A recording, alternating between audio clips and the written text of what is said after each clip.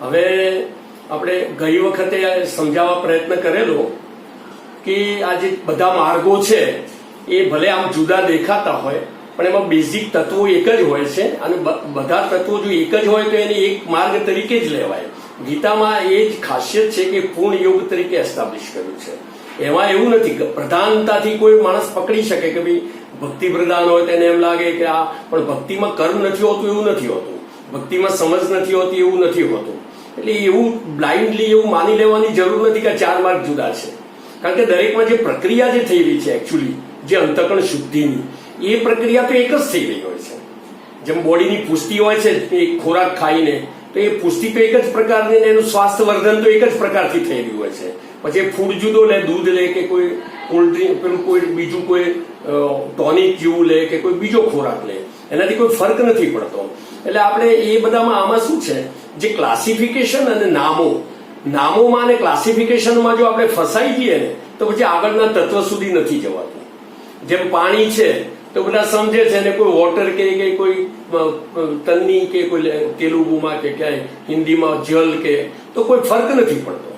હવે મેઇન તો તત્વને સમજવાનું છે કે ભાઈ આ પાણીની વાત છે. હવે એ પાણી પીવાથી જે દરેકને જે સંતુષ્ટિ જે થવાની છે ને એ તો પછી અમેરિકામાં રહે કે ઇન્ડિયામાં રહે કે આફ્રિકામાં રહે, બધાને એક જ થવાની છે. હવે નામ ગમે તે બોલે તો ફરક શું પડે છે? કશો ફરક નથી પડતો. એમ વેદાંતમાં શું છે, બહુ ઠેકાણે જુદા જુદા નામો બધાના આપ્યા હોય છે, પણ આપણે એ વસ્તુથી સમજી લેવું જોઈએ કે આ નામ આપ્યું પણ ખરેખર આને કહેવા માંગે છે. જેમ જીવની વાત કરવાની હોય તો નામ આપ્યું હોય, કોઈ ઠેકાણે દેહી કયો હોય, આત્મા કયો હોય, શરીરી કયો હોય, અક્ષર કયો હોય, પરાપ્રકૃતિ કયું હોય. તો આપણે શું ગીતામાં આ બધા જે નામો છે ને હવે થોડું જનરલાઇઝ કરીશું, કોમન કરીશું કે ભાઈ આટલા બધા નામો આપ્યા પણ એ નામો ખરેખર જીવ માટે જ વપરાયા છે. એમ ભગવાન માટે બધા જુદા જુદા કેટલાય નામો વપરાય છે. એક અર્જુન માટે કેટલા નામો વપરાયા છે. કોઈ પરમતપ કે છે, કોઈ પાર્થ કે છે, કૌંતેય કે છે, સવ્યસાચી કે છે. પણ આપણે અંદરથી સમજી લઈએ છીએ કે આટલા નામો કયા, પણ મૂળ તો અર્જુનનો જ ઉલ્લેખ છે, અર્જુનની જ વાત છે. એટલે નામોથી આપણે શું કરીશું, બધા નામોને આપણે સમજવા પ્રયત્ન કરીશું કે ભગવાનના નામો, મૂળ વાત તો શું ભગવાનના નામો હશે, જીવના નામો હશે, પછી પ્રકૃતિના નામો હશે જુદા જુદા, પણ અંતે તત્વો તો ત્રણ જ રહેવાના છે કે એક પરમાત્મા હશે, એક જગત હશે અને એક જીવ હશે. બસ એના જુદા જુદા નામોથી આપણે ભ્રમિત થવાની કોઈ જરૂર નથી. કારણ કે દરેક અધ્યાયમાં શું છે કે દાખલા તરીકે 13મો અધ્યાય છે ભગવાને કયો છે તેમાં ક્ષેત્ર ને એવા નવા શબ્દો પાછા આવતા હોય કે પ્રકૃતિ પુરુષ આવતા હોય. તો હવે એમાં ક્ષેત્ર કે એટલે આપણે સમજવાનું કે ક્ષેત્ર એટલે શરીર છે. મૂળ વાત શું બહુ સિમ્પલ થઈ જાય. પછી ભલે ક્ષેત્ર લખ્યું હોય પણ આપણે કોઈ ભ્રાંતિમાં કે બીજી રીતે એને વિચારવાનું રહેતું નથી. અને ક્ષેત્ર એટલા માટે કહ્યું છે, ક્ષેત્ર એટલે આમ જે કાર્યક્ષેત્ર આપણે નથી કહેતા અમારું કાર્યક્ષેત્ર છે, વર્કશોપ કે કાર્યક્ષેત્ર, અથવા એને ખેતર, દેશી ભાષામાં એને ખેતર કહે છે. આપણું જે હોય વર્ક ફિલ્ડ કહેવાય, ફિલ્ડ યુદ્ધનું ક્ષેત્ર કે કોઈ પણ એને ફિલ્ડ કહેવાય. તો એ ખેતર એટલા માટે કહ્યું છે કે એમાં આપણા કર્મોની વાવણી થતી હોય છે અને એમાં આપણે લણણી કરતા હોઈએ છીએ. કર્મો બધા વાવતા હોય, શરીરથી બધા વાવતા હોઈએ છીએ. એટલે એ પરિભાષામાં એને ક્ષેત્ર કહ્યું છે. પણ એનાથી આપણે દેહ જ સમજવાનું. અને જે ક્ષેત્રજ્ઞ કયો એટલે એમાં બેઠેલો જે જીવાત્મા છે જે એને જાણે છે એ સમજવાનું. બસ એટલે બહુ ભારેકમ શબ્દો નથી, સિમ્પલ જ વસ્તુ છે. અને પ્રકૃતિ ને પુરુષ જે બે શબ્દો જે કયા છે એ શું, એનું ને એનું એક સમષ્ટિ રૂપ કહ્યું છે. એનું સમષ્ટિ રૂપ કહ્યું છે કે ભાઈ ક્ષેત્ર છે એનું જે સમષ્ટિ રૂપ હોય, બધું જોઈન્ટ કે કમ્બાઈન બધા ક્ષેત્રો ભેગા થાય તો એને પ્રકૃતિ કહી દીધું, જેને આપણે જગત કહેતા હોઈએ છીએ. અને એ જ રીતે જે પુરુષ કયો ને તો એ પરમાત્માને અહીંયા પુરુષ નામ આપ્યું છે. પાછું 15મો અધ્યાય હોય તો 15મા અધ્યાયમાં ભગવાને અક્ષર ને પુરુષોત્તમ 3 નામથી આ વસ્તુ નવાજી છે કે ભાઈ ક્ષર એટલે જે નાશવાંત જે જગત છે એ બધું ક્ષર છે. અક્ષર એટલે જીવ છે, જે કદી નાશ નથી પામતો એ છે. અને પુરુષોત્તમ એટલે આ બેથી ઉપર જે છે પરમાત્મા છે. એટલે મૂળ તો શું થયું, જીવ છે, જગત છે, પરમાત્મા છે, અથવા અનાત્મા છે, આત્મા છે ને પરમાત્મા છે. આ 3 શબ્દોને આપણે જો જનરલાઇઝ કરીએ ને તો આપણું મગજ છે ને આમ એક ફિક્સ ગોઠવાઈ જાય કે ભાઈ આની જ વાત આવી, ભલે નામ ગમે તે હોય, તો આપણે આમ જે વસ્તુને જલ્દી સમજીને પકડી લઈ શકીએ કે ભાઈ આ ભગવાન આ જ વાત કહેવા માંગે છે. એવું પાછું જે દાખલા તરીકે જે આગળના અધ્યાયો છે, 7મા અધ્યાયમાં કહ્યું છે, તો એમાં પાછું નામો પરા પ્રકૃતિ ને અપરા પ્રકૃતિથી વાત કરી હોય કે ભાઈ પરા પ્રકૃતિ છે, અપરા પ્રકૃતિ છે અને પુરુષ છે એમ કહ્યું હોય, તો પ્રકૃતિ અપરા પ્રકૃતિ કહી હોય તો એને જગત સમજવાનું, અક્ષર બ્રહ્મ સમજવાનું, પેલો ક્ષર બ્રહ્મ સમજવાનું, એટલે અનાત્મા સમજવાનું. આપણે 3 શબ્દો સ્ટાન્ડર્ડાઇઝ કરીએ છીએ, અનાત્મા, આત્મા અને પરમાત્મા. બસ. હવે પરમાત્માને પુરુષ પણ કહેવાય, પુરુષોત્તમ પણ કહેવાય અને ઈશ્વર પણ કહેવાય, ઘણા નામો હોઈ શકે. એમ જીવના ઘણા નામો હોઈ શકે. અહીંયા જીવને આત્મા તરીકે નથી કહ્યું, પણ એમ કહ્યું છે કે પરા પ્રકૃતિ છે, એક સ્પેશિયલ પ્રકારની જળ પ્રકૃતિ ને પરા પ્રકૃતિ કહી. પરમાત્માની સાપેક્ષમાં અને પુરુષ નહીં સારું લાગ્યું કે ભાઈ જેમ ભગવત માર્ગ હોય છે આ ભક્તિ માર્ગ, તો એમાં જીવોને ગોપીનું નામ આપે છે કે ભાઈ સ્ત્રી પુરુષ તો એક જ છે, પરમાત્મા પુરુષ એટલે પરમાત્મા એક જ છે, બાકી બધી સ્ત્રીઓ તરીકે અપનાવે છે કે ભાઈ બધી ગોપીઓ છે, જીવ એટલે ગોપીઓ છે. એનાથી કઈ ફરક નથી પડતો, લિંગ પુરુષ હોય કે સ્ત્રીલિંગ હોય તેનાથી આપણને શું ફરક પડે છે. પણ આપણે એટલું તો સમજાય કે પરા પ્રકૃતિ કહી એટલે જીવ કહ્યું અને અપરા જડ પ્રકૃતિ કહી એટલે જગત કહ્યું. અને એની અક્ષર જે જેમ ક્ષર અક્ષર પુરુષોત્તમ કહ્યું એમાં આમાં ઉપર ને ભગવાન બતાડ્યું કે ભાઈ પોતે આ 2 રૂપે થયેલું છે. એટલે આપણે વારે વારે રિપીટ કરીને 3 વસ્તુને બહુ રીતે આપણે સમજવા પ્રયત્ન કર્યો છે. કારણ કે આ શું છે, અધ્યાત્મ ગીતાનો આ સાર આ છે કે બધી વસ્તુને બહુ અનંત ચીજોમાંથી કમસે કમ 3 ચીજમાં તો પહેલા લાવો. કારણ કે અનંત 108 તત્વો કે આ તત્વો ને એ બધું કરીને તમે 3માં તો લાવો. હવે 13મા અધ્યાયમાં ક્ષેત્ર કરી અને ક્ષેત્ર કે પ્રકૃતિ બતાડી, પ્રકૃતિને 24 તત્વો વાળી બતાડી. હવે એ વખતે 24 તત્વો વાળી બતાડે, કોઈ ઠેકાણે 23 તત્વો બતાડે, એ જ પાછા 7મા અધ્યાયમાં 8 તત્વો કરીને બતાડી હોય તો એમાં કોઈ ફરક નથી પડતો. કારણ કે એમાં શું છે, એ આકાશ વાયુ ને તેજ જળ પૃથ્વી બતાડીને મન બુદ્ધિ ને અહંકાર એટલું કરીને લગાડી દીધું. હવે 5 તત્વોના પેલા વિષયો ને મન ને ઇન્દ્રિયો ને એવું કરીને 23નું ટોટલ કર્યું. તો એનાથી શું ફરક પડે છે? કશો ફરક નથી પડતો. બેઝિક તો એક જ વસ્તુ છે કે પ્રકૃતિ છે. હવે પ્રકૃતિનું ક્લાસિફિકેશન છે. ક્લાસિફિકેશન એક એવી વસ્તુ છે કે જેમાં 2માં વિભાજિત થઈ શકે, 3માં થઈ શકે, 5માં થઈ શકે અને હજારોમાં થઈ શકે. જેમ સારું ને ખરાબ એમ આપણે કહેતા હોય કે સારું ને ખરાબ, એને 2 ભાગમાં વેચ્યું. પછી સારું અને માપનું ખરાબ અને ખરાબ ને વધારે સારું એમ કરીએ તો 4 ભાગમાં એ વેચી શકે. એમ એ રીતે આપણે જે ક્લાસિફિકેશન કરવું એક અનુકૂળતાઓ છે. એટલે પંડિતોએ આચાર્યોએ આ બધી અનુકૂળતાઓ લીધી હોય તો એનાથી આપણે એમાં અટકી જવાની જરૂર નથી. જેમ અવતારોની આપણે વાત કરી હતી કે અવતાર કોઈ કહે છે 10 અવતાર છે, કોઈ કે 24 અવતાર છે, પણ અનંત અવતાર છે. તો શું ફરક પડે છે? મૂળ તો ભગવાનના જ અવતાર છે, આપણે તો ભગવાનમાં જ જવાનું છે.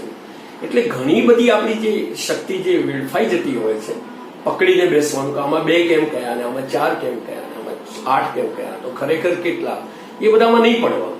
કારણ કે 2 વસ્તુ એક એવી છે ભગવાને બતાડી છે, એક કર્મની એનાલિસિસ અને એક ઈશ્વરની.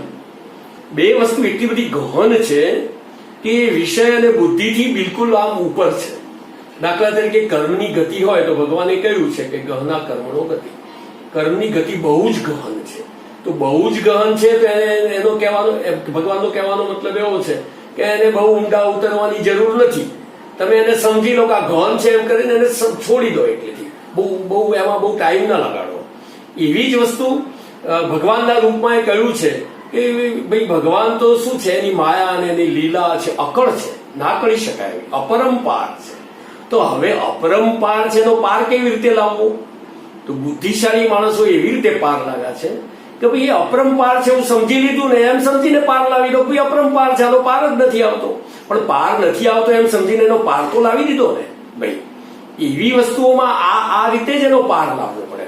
નહીં તો શું, જે બુદ્ધિથી ઉપર છે, દ્રષ્ટિથી આપણી જે ઇન્દ્રિયોથી ઉપર છે, એવી વસ્તુને સમજવાની જો ખાલી પ્રયાસ કરીને જો એમાં અટવાઈ જઈશું અને જો એન્ડલેસ પ્રોસેસ હશે કે જે સમજની બહાર હશે તો પછી એને બહુ ઊંડાણમાં જઈ અને એને બહુ સમજવા પ્રયત્ન નહીં કરવાનો. એ જેમ કોઈ દાખલો હોય અને જેનો જવાબ જ ના આવતો હોય તો આપણે એ રીતે સમજીને કે ભાઈ આનો જવાબ જ નથી એમ સમજીને એને જવાબ માની લઈએ છીએ અને બાજુમાં મૂકી દઈએ છીએ. તો જયારે અપરંપાર છે કે અકળ છે કે ગહન છે તો એમાં એનર્જી વેસ્ટ કર્યા કરતા એનું ઇમ્પોર્ટન્સ, એનો બેનિફિટ ને લાભ એ બધું લઈ જવું જોઈએ. તત્વમાં ત્યાં બહુ ઊંડા નહીં ઉતરવું જોઈએ. એટલે કોઈ દિવસ ભ્રમિત નહીં થવું ક્લાસિફિકેશનથી, અને કોઈ દિવસ ભ્રમિત ના થવું એના નામોથી, જુદા નામોથી. પણ નામો હજારો ભલે હોય પણ આપણને અંદર ખબર પડી જવી જોઈએ કે આ પાણીનું નામ દીધું, કે આ બરફનું નામ દીધું, કે આ પૈસાનું નામ દીધું. એ તો બધાને આમ કેટલું સહજ રીતે બધા કેટલું સમજી લે છે. ત્યારે વેદાંતને કે આ જે સ્પિરિચ્યુઅલ જે સાયન્સીસ કે આ જે બધા ધર્મના શાસ્ત્રો છે ને એમાં શું હોય છે, જુદા શબ્દો આપી અને પછી એને શું ભ્રાંતિ થતી હોય છે. એને એમ થાય કે સમજો ક્ષેત્ર શું આવ્યું, હજુ ક્ષેત્રજ્ઞ શું આવ્યું, આ પુરુષ શું આવ્યું, અક્ષર શું આવ્યું, અક્ષર શું આવ્યું, આ બધી ભ્રાંતિ થાય છે. એટલે એમાં આપણે સિમ્પ્લિફાઈડ કરી અને આગળ વધીએ કે જેથી શું થાય આપણને કોઈ બહુ તકલીફ ના પડે. હવે મેઇન વસ્તુ શું છે, આ સિવાય ત્રીજી વસ્તુ ભગવાને જે બતાડ્યું ને કે ભાઈ આ કર્મ અને આ બીજો ત્યાગ વાળો માર્ગ, બે જ માર્ગ હતા. એકમાં છોડી દેવાનું હતું કર્મ, એકને પકડવાનું કર્મ. તો પછી કહ્યું કે ભાઈ આ બંને એક છે. કેવી રીતે? તો કોઈ પણ ઓર્ડિનરી કર્મને તમે ઓર્ડિનરી કર્મને પકડો તો એ માર્ગ નથી, એ કર્મયોગ નથી. અને બધો ત્યાગ કરી દો તો એ ત્યાગ નથી. પણ ત્યાગમાં સિલેક્ટિવ છે, સિલેક્શન કર્યું કે ત્યાગમાં પણ યજ્ઞ તપ ને એવી ક્રિયાઓ છોડ્યા સિવાયનું જે ત્યાગ છે કે જે કામ્ય કર્મોનો ત્યાગ હોય. એટલે અને જે સંન્યાસ એટલે શું હોય કે એવા કે જે નક્કી ચોક્કસ નિષ્કામ કે કર્તવ્ય કર્મો હોય એને પકડી બીજાઓને છોડી દેવા એનું નામ ત્યાગ કહ્યું હોય. તો એ વાત તો કર્મયોગમાં એ જ વાત છે ને કે ભાઈ તમે કામ્ય કર્મોને છોડી દો છો અને કર્તવ્ય કર્મ કે નિષ્કામ કર્મને પકડો છો. તો પછી ત્યાગની ભાષામાંથી સમજાવ્યું કે કર્મની ભાષામાંથી સમજાવ્યું, ફરક શું રહ્યો? એટલે ભગવાને આગળ જે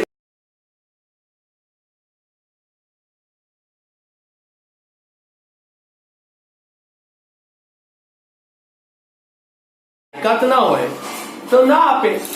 તો આપણે એમ અભ્યાસ કરીને લાયક બનવા પ્રયત્ન કરવો.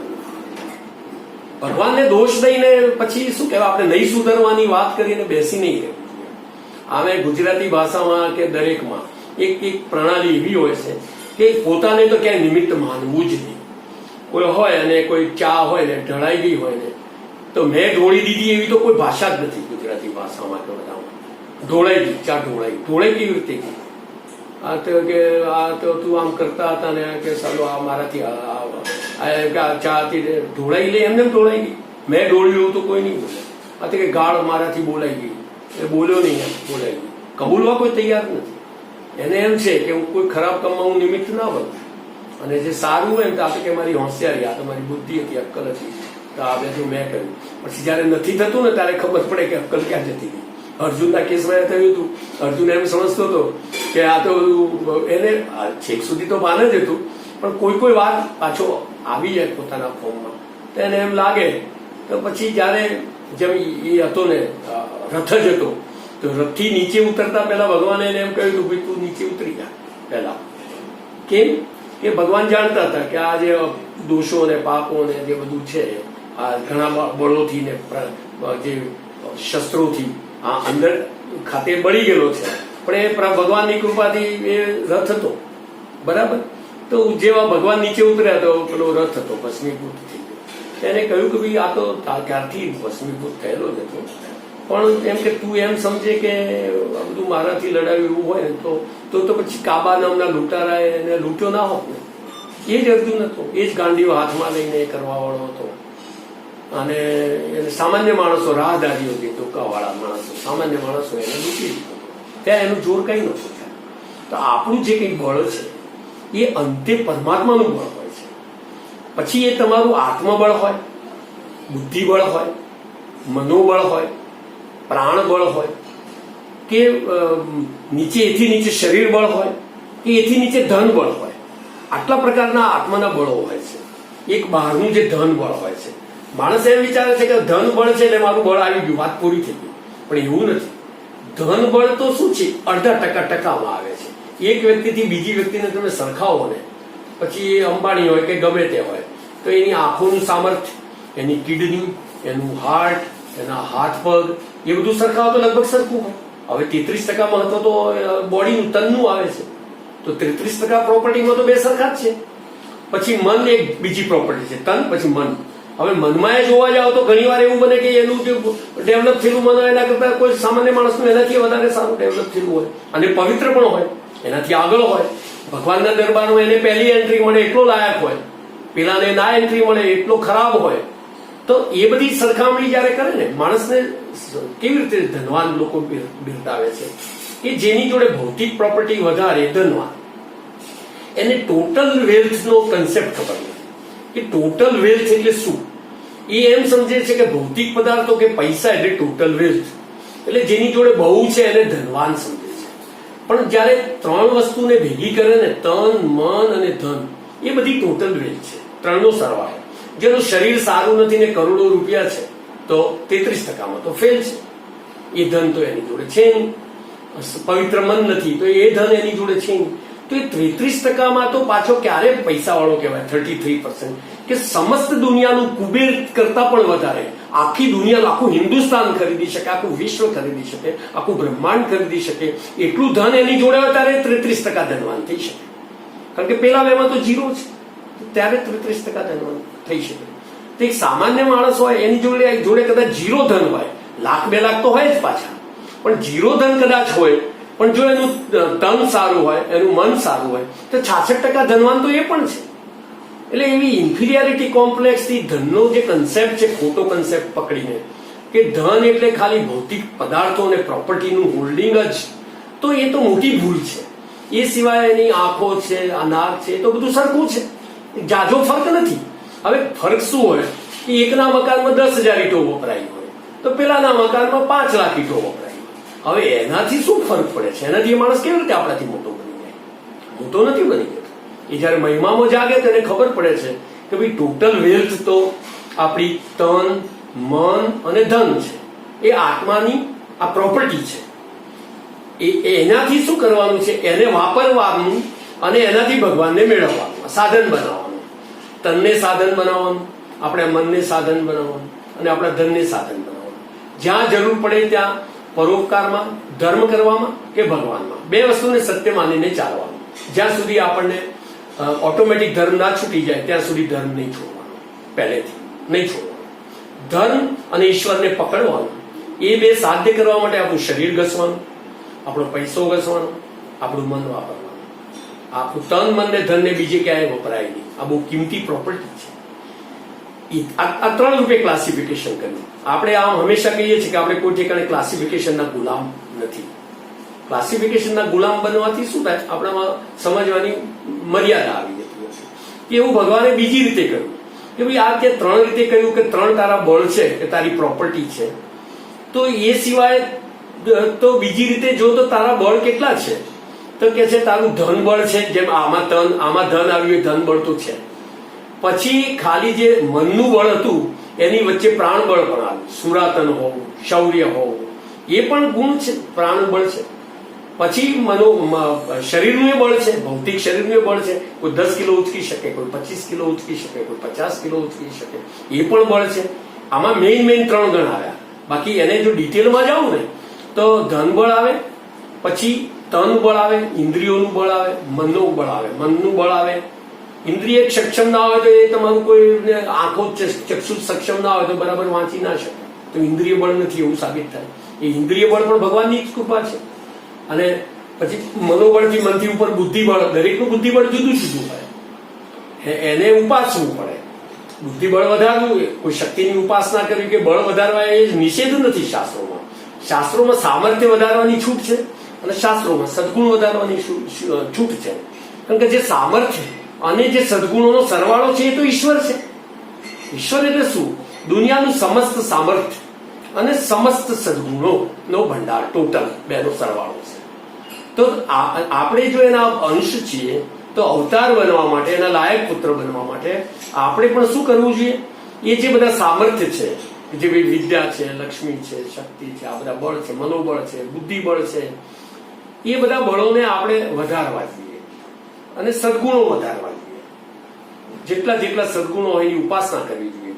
કેમ કે જે ભગવાન છે ને એ જયારે જે એના ત્યાં એ જે કન્સિડર કરે છે એક આત્માને બીજા આત્માથી આ મોટો આત્મા કે સારો આત્મા કે ઊંચો આત્મા, એની નજરમાં એ નથી કે આ કરોડપતિ છે એટલે મોટો છે. આ બધા બજારમાં કદાચ હોઈ શકે કે અબજપતિ આવ્યો તેને સીટ આપે એને બેસાડે, ગરીબ હોય તેને કપડા એવા તેને બહાર કાઢી મૂકે. પણ ભગવાનના દરબારમાં કમસે કમ એવું નથી. અહીંયા તો ધર્મના દરબારમાં પણ એવું છે કે ગુટકા બનાવવા વાળો હોય પણ કે હું 10 કરોડનું 10 અબજનું દાન આપું છું તો એને મંચ ઉપર લઈ જાય.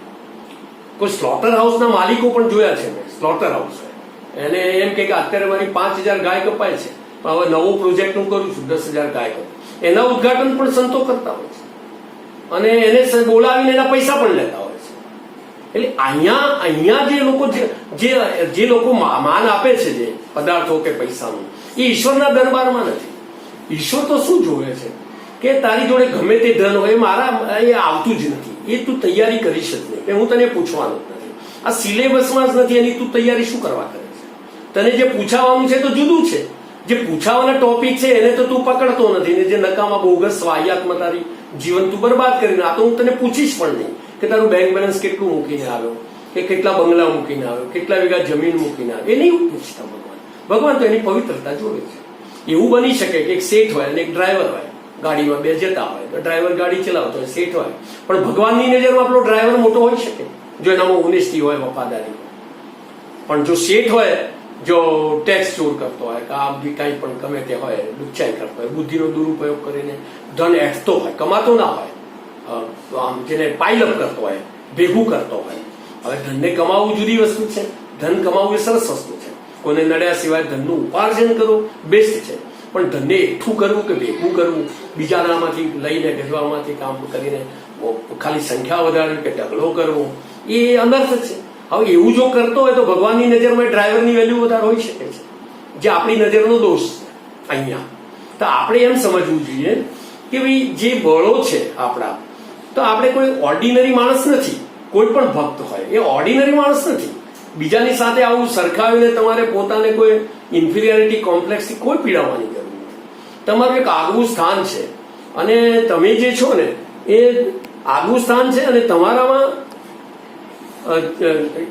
તમારા વગર આ દુનિયા અધૂરી છે. જો તમારા એક્ઝિસ્ટન્સ વગર જો દુનિયા ચાલવાની હોત તો પછી તમારું અસ્તિત્વ જ ન હોત જગતમાં. શું કરવા હોત? આપણું જે ઘર છે તો ઘરમાં એક છાવણી કે કચરા પોતાનું એક કપડું આપણે જે રાખતા હોઈએ છીએ તો એનું ઇમ્પોર્ટન્સ છે તો ઘરમાં રાખીએ છીએ, નકામી ચીજ તો ક્યાં રાખીએ છીએ? ફેંકી દઈએ છીએ. તો પોતાની પણ વેલ્યુ છે. જયારે પોતું ના હોય ત્યારે કેટલું બધું ડિસ્ટર્બન્સ ઉભો થઈ જાય. તમારે તાબડતોબ ખરીદવા જવું પડે.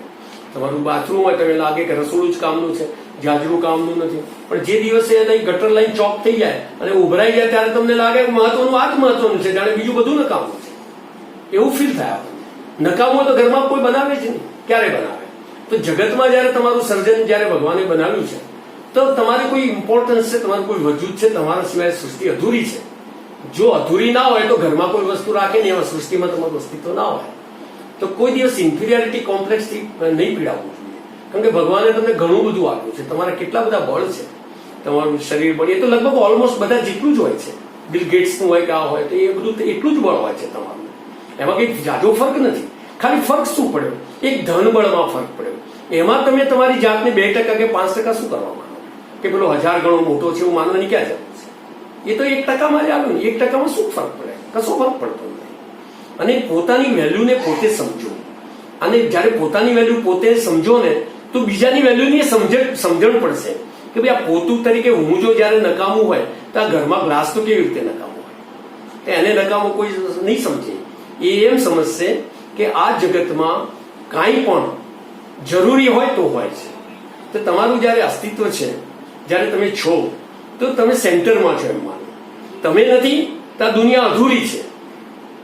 અધૂરી કારણ કે તમારા અમુક જે ભોગો હોય, તમારી બહેનના રોલ બજાવવાના હોય, કોઈ વાઈફ સાથે ના હોય, ઘર જોડે હોય, ભાઈ આ બધું નહીં શક્ય બનતું હોય ત્યારે તો તમારું અવતાર છે, અસ્તિત્વ છે. તેનું ઇમ્પોર્ટન્સ સમજો.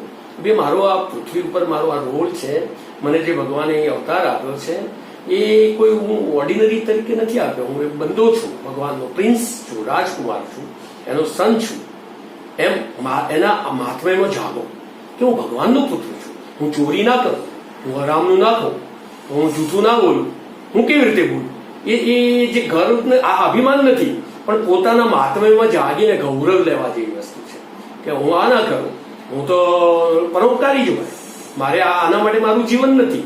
એ બધી સેન્સ એનો રોલ ખબર પડી જશે કે ભાઈ મારે આવું આવું કરાય ને આવું આવું ના કરાય.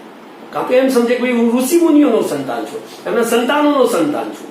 કદાચ ડાયરેક્ટ બાપના સંતાન તરીકે આપણે ના ઓળખી શકતા હોય, તે એમ તો ઓળખી શકીએ ને કે ભાઈ બાપના સંતાનથી સંતાનથી સંતાનથી. આને એવું જ હોય છે.